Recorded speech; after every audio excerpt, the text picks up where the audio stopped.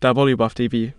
Wbuf-Tv was a television station that broadcast on ultra-high-frequency UHF Channel 17 in Buffalo, New York, United States. It broadcast from August 17, 1953 to February 1955 and again from March 1955 until the morning of October 1, 1958. The first of two early UHF television stations in Buffalo, the station, like others in its day, struggled to gain traction because of coverage and reception issues specific to UHF stations and not experienced by their very high-frequency VHF counterparts. The station went on the air under the aegis of local owners. After its initial shutdown in February 1955, it was bought by NBC in part as an experiment hoping to mitigate the issues ailing UHF broadcasting across the country, and also because revised ownership rules allowed station groups to purchase additional UHF stations. In August 1956, all NBC programs moved to Wbuf, which at the same time moved into a new showplace studio facility. Despite high UHF set conversion rates, the sets had to be converted to receive UHF in the days before the old channel receiver act and the high power installation. Wbuf was generally a failure. NBC ratings were far lower in Buffalo than in most other cities, and the station lost money and the approval of a third VHF station for the city signal Wbuf-Tv final demise in 1958. Wbuf left a legacy in Buffalo of notable broadcast personalities in and out of the market, including Rick Hazar and Mac McGarry, as well as a substantial physical plant. The Channel 17 transmission facility was donated to start WNET TV, Buffalo's educational TV station, which began broadcasting in March 1959. The studio has been occupied since 1960 by Wbuf-Tv. Prehistory. The Federal Communications Commission declared a freeze on television station applications in 1948, during which time 70 new channels were created in the UHF band to meet the demand for television service that previously only had 12 VHF channels. In 1951, Buffalo was initially awarded channels 17 and 23, the latter for non-commercial use, and channels 2 and 7 were also placed in the region in addition to Buffalo's only pre-freeze station, Wbuf-Tv Channel 4. After the lifting of the freeze in 1952, the SEC received applications from all over the United States, and the two new VHF channels each met with multiple applicants that would require comparative hearings to sort out. Further, Buffalo was low in the national priority order for hearing applications. Buffalo's two UHF channels did not attract the same interest, and it was Channel 17 that led to the first grant of a new TV station in Buffalo since the freeze, when the Commission granted a construction permit to the Chautauqua Broadcasting Company on December 18, 1952. The firm had 18 stockholders headed by Sherwin Grossman and Gary L. Cohen, each in families with other business interests. Two others had withdrawn in August. The transmitter would be erected atop the Marine Trust Company building in downtown Buffalo, while a studio site had not been selected when the FCC granted the construction permit. Days later, a second uncontested application for UHF channel was granted to the Buffalo Niagara Television Corporation for Channel 59. Taking the call letters Wbuf-Tv and with Chautauqua changing its name to Wbuf-Tv Inc., the station filed in April 1953 to locate a facility at 184 Barton Street and to erect the transmitter tower there instead of on the Marine Trust Company building. Work then began on facilities with an August 15 deadline, which Grossman pledged would not be missed by many IOs, and on erection of a 421.5-foot tower. A South Carolina firm was responsible for the latter. A Confederate flag was used to mark the high point reached, and it was left atop the finished mast for a time as a dare by one of the steeplejacks. The transmitter arrived on August 14. 3 days later, on August 17, Wbuf-Tv began broadcasting as Buffalo's second television station. Audio troubles marred the first night on air.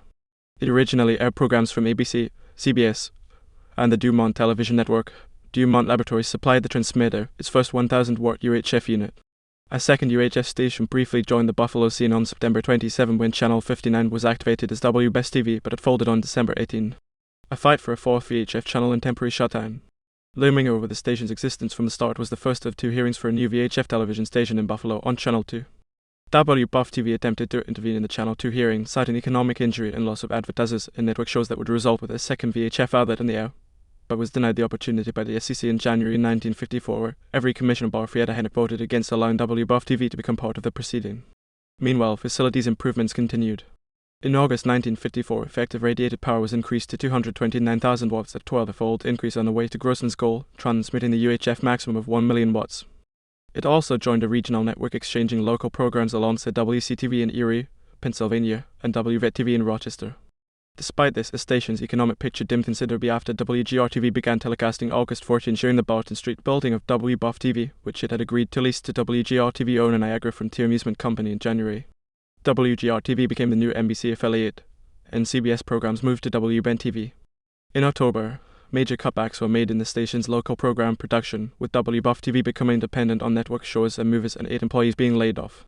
This was to continue until the FCC ruled on a petition made by Grossman to change the Buffalo allocations of channels 2, 4, and 7 to 2, 4, 5, and 8, thereby giving the city a 4th VHF channel, expectation that the Commission would make a ruling in the near future. In February 1955, ahead of an expected ruling, Grossman announced that the station would continue as long as there is any concrete hope of bringing a 4th TV service to Western New York. However, when the FCC failed to rule on the 4 VHF proposal in its February 23, 1955 meeting, Grossman could no longer afford to keep Wbuf-Tv in service, and the station went off the air that night. From startup to December 31, 1954, Wbuf-Tv had made a net loss of $236,324.42 equivalent to dollar in dollars. Acquisition. On March 11, 1955, Grossman and Sylvester Pat Weaver jointly announced that NBC would purchase Wbuf-Tv. NBC, however, would not be able to put its programming on Channel 17 immediately, as WGR-TV NBC affiliation contract did not end until August 1956. A basic ABC affiliation agreement was signed at the same time as the sale deal was reached. NBC painted itself as the savior of UHF television in Buffalo, hoping the purchase would have beneficial implications for the development of UHF. The $312,500 deal would make NBC the first network to own the maximum complement of 5 VHF and 2 UHF television stations, after it had earlier agreed to purchase WKNB-TV in New Britain, Connecticut. Grossman and Cohen retained ownership of the Barton Street studio to lease to WGR-TV, and NBC began scouting for sites to relocate Wbuf-Tv. Meanwhile, WGR-TV announced it would fight to keep its NBC affiliation. In July, the FCC indicated that the deal likely would assist at a hearing after WGR-TV lodged a formal protest. In their response, NBC noted that the complaints were not germane for a hearing and that the purchase would not create antitrust issues, and it also said that if the sale were to languish past the end of the year, Wbuf-Tv would go off the air again. Meanwhile, ABC shows slowly returned to Channel 17, while some NBC shows also appeared because WGR-TV was dropping them as part of its dispute with the network. The Commission approved the purchase in September 1955, though continued protests and a filing in appeals court by WGR-TV held up completion of the sale until December 30, when the appeals court dismissed the case. Actions taken by original owner Grossman while running Wbuf-Tv would rebound on his efforts to be selected to build a new TV station in Miami in the early 1960s. In September 1960, an FCC examiner handed down an initial decision awarding the South Florida Amusement Company, a company majority owned by Grossman, a construction permit for Channel 6.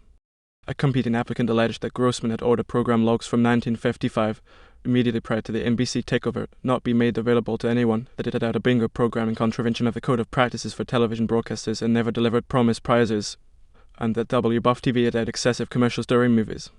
While the FCC initially did not admit the evidence, the uncovering of new data led the Commission to reopen the record in the first week of 1962, with new charges that letters from Buffalo civic leaders supporting the addition of VHF stations there had been forged.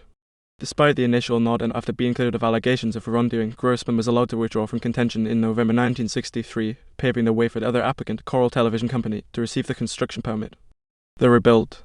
The same day as the sale was consummated, NBC announced plans for Wbuf, including a schedule of new local programs and the relocation of NBC network shows to Channel 17 in August 1956, a new facility capable of eventual expansion to broadcast 1 million watts, and the construction of interim and permanent studios at 2077 Elmwood Avenue, with a move from Barton Street to take place immediately.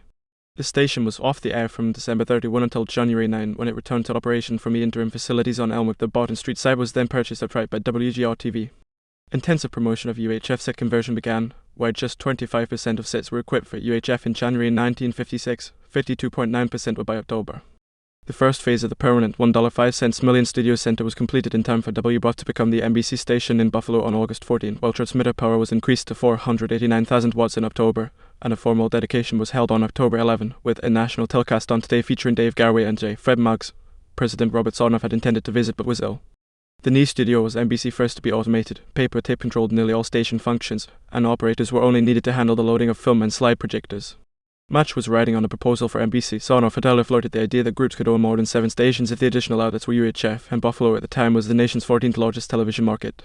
In September 1957, Wbuf completed its last transmitter upgrade and began broadcasting with 1 million watts. Even though it was a UHF station with a generally economical operation, in terms of personnel, Wbuf was operated along the lines of other NBC-owned and operated outlets. Several phases seen on Channel 17 went on to lengthy broadcasting careers in and out of Buffalo. Longtime Buffalo sportscaster Rick Azar, later of WKBW-TV, did sports and weather at Wbuf. Broadcaster Dave Roberts, then still known as Dave Thomas, worked at Wbuf-TV from 1956 to 1958, his first on-air appearance coming on Christmas Eve before later stints at WKBW-TV and WPVI-TV in Philadelphia. Several personalities originated from elsewhere in the NBC chain. Mac McGarry, who came from NBC-WRC-TV in Washington, D.C., was a weatherman in Buffalo. He returned to Washington after Wbuf folded. Shutdown and disposal of assets. On June 10, 1958, NBC announced that Wbuf would be shut down on September 30, with the award of Channel 7 eventually built as Wbuf-Tv imminent. The network believed it had no chance of competing with 3 VHF stations. Ratings for NBC were far lower in Buffalo than in other comparable markets nationally and lower than at NBC or the UHF station in Connecticut, and Wbuf had continued to lose money, an estimated $1 million equivalent to dollar in dollars under NBC ownership. This contrasted with optimistic projections 2 years earlier by Charles Denny, operations manager for the NBC-owned stations, that it would be profitable sometime in 1957. As a result, WGR-TV would become the new NBC affiliate for Buffalo on October 1, with that station airing NBC and ABC programs, and the Elmwood Avenue studios would be offered for sale. The closure came at 1:05 a.m. on October 1, with station general manager Charles Celsus Bevis Jr. regretting that the station was unable to obtain the desired third of the Buffalo market, even though 82% of Buffalo area television sets were equipped to receive UHF. Sturgis Hedrick of the Buffalo Evening News remarked on the occasion of Wbuf's closure that the station was a good friend with quality network and local programming. The news was read in industry trades as a dire sign of the troubles facing UHF stations nationwide. Broadcasting magazine commented that the news of Wbuf's folding put UHF television at a new crossroads, stirring a debate about whether VHF and UHF channels should coexist in a given area. For Television Digest, a decision proved with utmost finality that a UHF station could not compete in a market that had 2 VHF outlets and was a blow to UHF morale. Frontier Television, which had proposed to start a second UHF station in Buffalo to be known as WUNIT and had reached a deal with NBC to use the former interim Wbuf studio, dropped its plans and announced it would seek a VHF channel, with its president noting that 300,000 television set owners had paid for UHF converters that would soon be worthless in the area.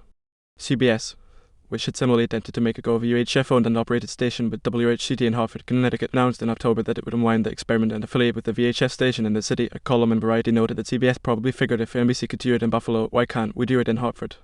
Bevis remained in Buffalo for 4 months after the closure to supervise the disposal of Wbuf's extensive physical plant and transmission assets.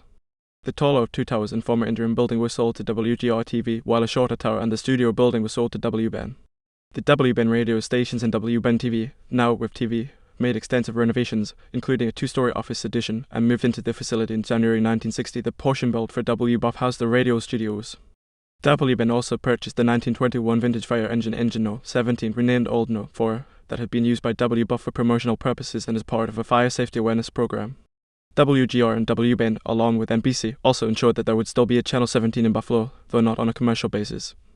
In February 1959, a consortium of educational leaders organized as the Western New York Educational Television Association applied for a new construction permit for the station, having secured the temporary use of equipment of both stations at Elmwood and the long-term use of soon-to-be-vacated WGR facilities in the Hotel Lafayette, as well as a pledge for $115,000 equivalent to dollar in dollars in equipment from NBC. The FCC granted the group a construction permit on March 4, and WUNIT-TV began broadcasting on March 30, making it the first educational TV station in the state of New York. It broadcast from the former Wbuf-Tv antenna, which was moved to the Lafayette that summer, while WGR radio relocated to the Elmwood site.